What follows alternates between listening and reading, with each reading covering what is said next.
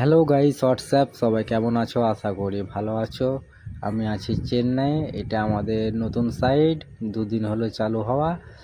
আর engineer বলেছে যে পাটা দিয়ে দাগ মারতে, ওই জন্য পাটা দিয়ে দাগ মেরে দিলাম।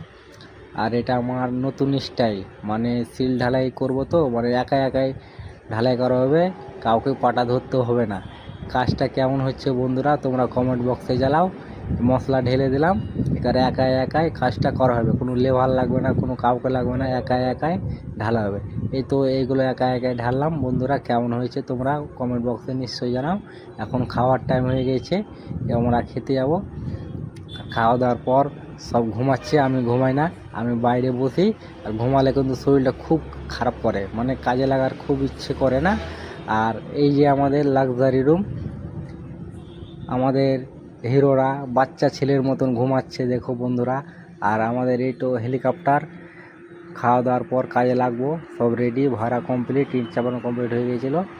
আর এই যে আমাদের কাজ স্টার্ট হয়ে গেছে, তিনজন মিলে কাজ, 3 খাটাল ধরেছি। এখন এই তো এভাবে পল্টিং মারতে হয় চেন্নাই, এটাই নিয়ম। এখানে বেঙ্গলে তো কুন্নিতে মারতে হয়, এখানে এরকম। আজকের মতন কাজ হয়ে গেল। আর আমাদের লেবারকে বললাম জল দিয়ে দাও, কাজগুলোতে শুকিয়ে গেছে তো, মানে জলটা দিলে ভালো হয় কাজটা।